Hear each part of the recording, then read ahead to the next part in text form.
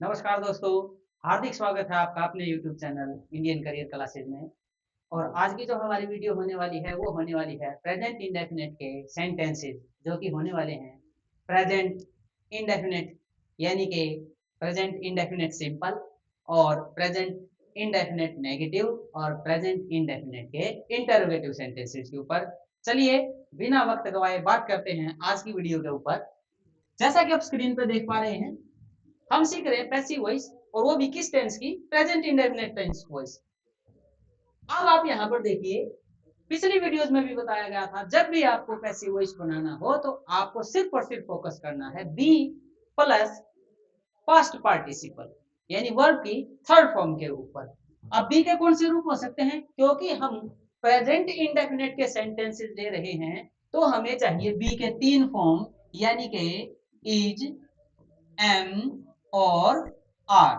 इन तीनों में से अब बात ये उठती है, सवाल ये उठता है कि इन तीनों में से किस हेल्पिंग वर्ब का यूज किया जाए। सर पास्ट पार्टिसिपल तो हम कर लेंगे।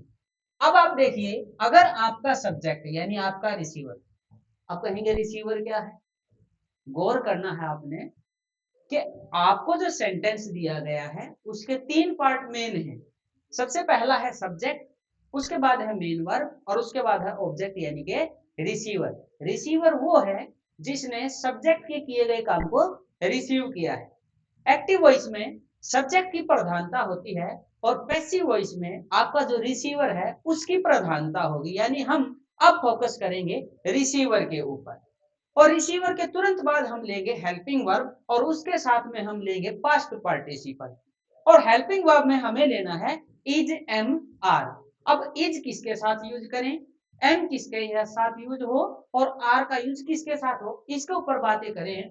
तो अब आप देखिए, अगर पैसिव वॉइस आप बना रहे हैं और आपका सब्जेक्ट अगर सिंगुलर है और थर्ड पर्सन है, जैसे ही, शी, इट, या हो किसी का नाम, तो आप लेंगे इज का यूज।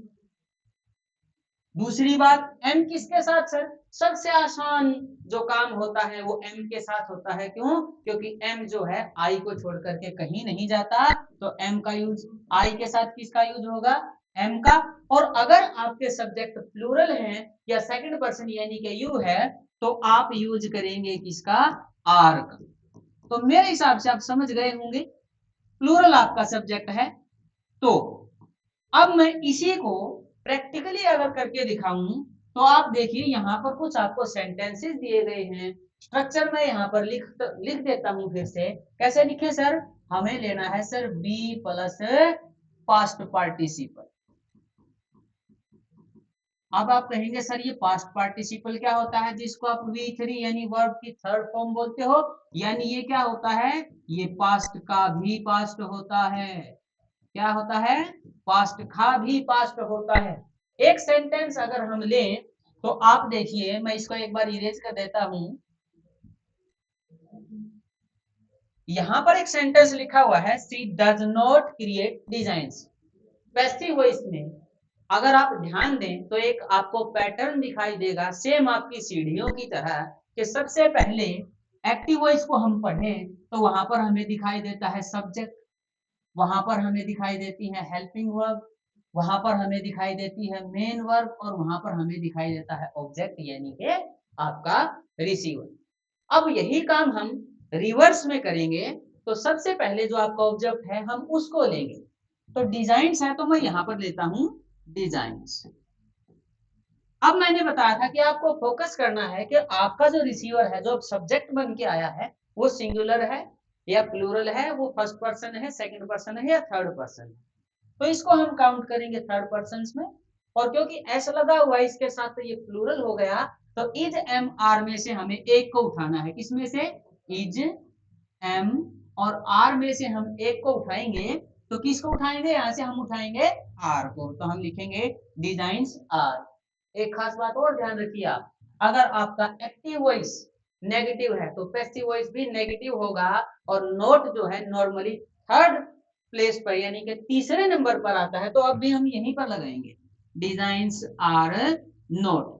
अब देखिए, बात आती है बी प्लस पास्ट पार्टिसिपल, मतलब सर बी का कोई एक रूप, वो तो हमारा हो गया सर, हेल्पिंग वर्ब भी हो गई। माफ कीजिएगा, यहाँ पर नोट की स्पेलिंग जो है गलत लिखी गई है, मैं इसको सही कर देता हूँ। अब मैं यहाँ पर लिखता हूँ नॉट। अब आप देखिए, जो क्रिएट हमारी वर्ब थी, हमें उसका पास्ट पार्टिसिपल यानी कि उसका थर्ड फॉर्म को यूज करना है, तो हम यहाँ पर लिखेंगे क्रिएटेड।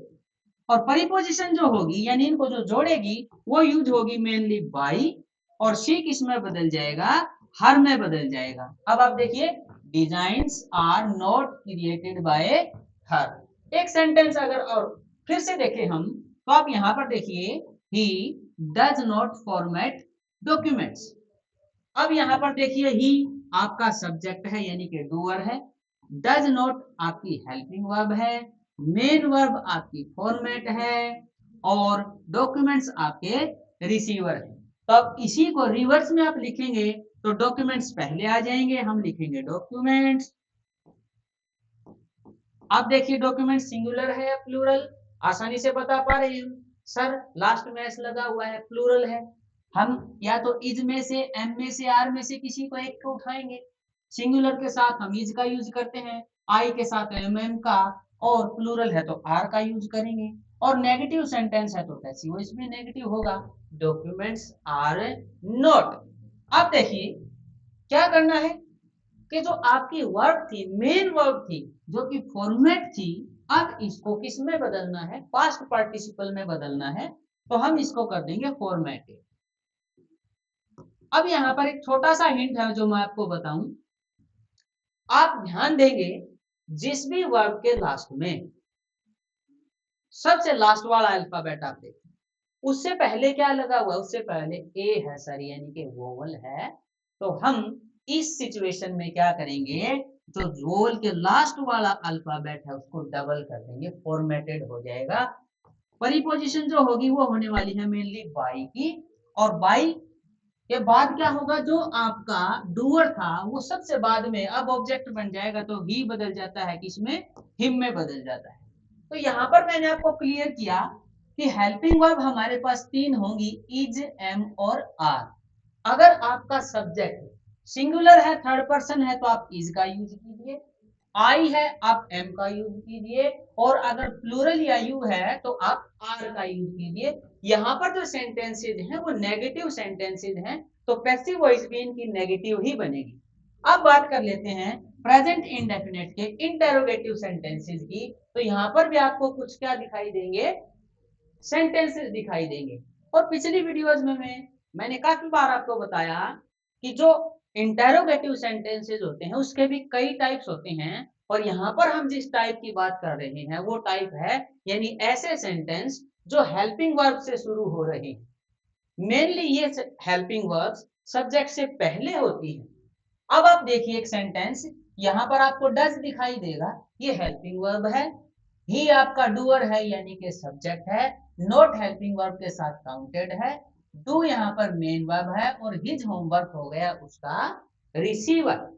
अब हम क्या करते हैं, पैसिव वॉइस में जो सेंटेंस होता है उसको रिवर्स ऑर्डर में अगर लेकर के आए, तो यहाँ पर हम लिखेंगे, अब ध्यान दीजिए, जिस तरह नेगेटिव सेंटेंस था, अगर एक्टिव वॉइस नेगेटिव है तो पैसिव वॉइस भी किस में कन्वर्ट होता था, नेगेटिव में ही।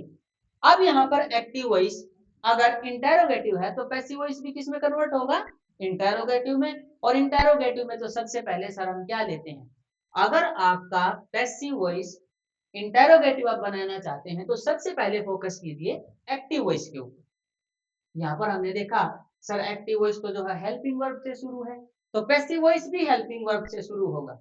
और क्योंकि हम प्रेजेंट इंडेफिनिट के सेंटेंसेस की पैसिव वॉइस बना रहे हैं, तो आप देखिए हम हेल्पिंग वर्ब तीन ही यूज करेंगे, वही पीछे वाली इज, एम और आर।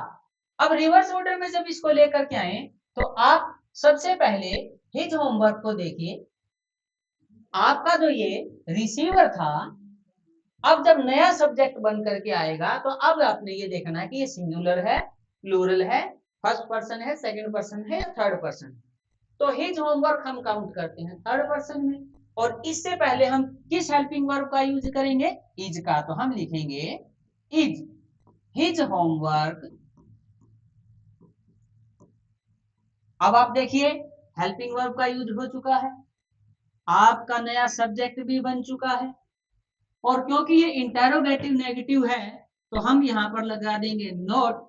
और अब हमें चाहिए पास्ट पार्टिसिपल, और मैंने आपको बताया था डू आपकी मेन वर्ब है, डू प्रेजेंट है, डिड इसका पास्ट हो जाएगा, और डन इसका पास्ट पार्टिसिपल यानी वर्ब की थर्ड फॉर्म क्या हो जाएगी, done. Is his homework note done, और परिपोजिशन का यूज करेंगे हम बाई का, और ही किस में कन्वर्ट हो जाएगा, हिम में कन्वर्ट हो जाएगा, और लास्ट में लगाएंगे मार्क ऑफ इंटरोगेशन। चलिए एक सेंटेंस और, अब यहाँ पर देखिए डज सर हेल्पिंग वर्ब है, शी सर सब्जेक्ट है, नोट इसी के साथ सर जुड़ा हुआ है, कॉल सर मेन वर्ब है, और मी है ऑब्जेक्ट। अब हम सेंटेंस की जब रचना करेंगे, क्योंकि इंटेरोगेटिव हम कर रहे हैं, तो मी को जब आप कन्वर्ट करेंगे तो मी कन्वर्ट हो जाएगा आई में, और आई के साथ मैं आपको कई बार बता चुका हूं कि हेल्पिंग वर्ब का यूज होगा एम का, तो हम यहाँ पर यूज करेंगे एम आई नॉट। अब सर हेल्पिंग वर्ब हो चुकी है, सब्जेक्ट हो चुका है, अब क्या चाहिए मेन वर्ब, और पैसिव वॉइस में मेन वर्ब हमेशा ही क्या होने वाली है, पास्ट पार्टिसिपल होने वाली है, यानी वर्ब का थर्ड फॉर्म होने वाली है। एम आई नॉट कॉल का पास्ट पार्टिसिपल हो जाएगा कॉल्ड, और परिपोजिशन हम लगाएंगे बाय, और सी किस में कन्वर्ट हो जाएगा हर में, और लास्ट में हम लगा देंगे मार्क ऑफ इंटरोगेशन। तो आपको याद रखना है, अगर आपका एक्टिव वॉइस नेगेटिव है तो पैसिव वॉइस भी नेगेटिव ही होगा, अगर आपका एक्टिव वॉइस इंटेरोगेटिव है तो पैसिव वॉइस भी इंटेरोगेटिव ही होगा। और यहाँ पर आपको ध्यान रखना है कि इंटेरोगेटिव सेंटेंसेस कई टाइप के होते हैं, और यहाँ पर हमने बात की है ऐसे सेंटेंसेस की जो कि हेल्पिंग वर्ब से शुरू हो रहे हैं। अगर आपका एक्टिव वॉइस हेल्पिंग वर्ब से शुरू है तो पैसिव वॉइस भी हेल्पिंग वर्ब से ही शुरू होगा, और क्योंकि हम प्रेजेंट इंडेफिनिट टेंस की बातें कर रहे हैं तो हम तीन ही हेल्पिंग वर्ब का यूज करेंगे, इज एम और आर का। यहाँ पर आपको सावधानी बरतने की क्या जरूरत है, आपको देखना है कि आपका सब्जेक्ट सिंगुलर है या फिर थर्ड पर्सन है, और वह भी सिंगुलर है तो हम इज का यूज करेंगे। अगर आपका सब्जेक्ट एम आई है तो हम आई का यूज करेंगे, और अगर आपका सब्जेक्ट प्लूरल है या यू है तो आप आर का यूज करेंगे। तो आई होप इस उम्मीद में कि आपको ये वीडियो समझ आ गई होगी। अगली जो हमारी वीडियो होगी वो होगी प्रेजेंट कंटिन्यूअस टेंस की पैसिव वॉइस कैसे सोल्व की जाए, इसके ऊपर होगी। तो तब तक के लिए मैं आपसे उम्मीद करता हूं कि अगर आपको चैनल पसंद आए तो चैनल को सब्सक्राइब करें, वीडियो को लाइक करें, और बेल आइकन को दबाना ना भूलें। तब तक के लिए धन्यवाद, जय हिंद।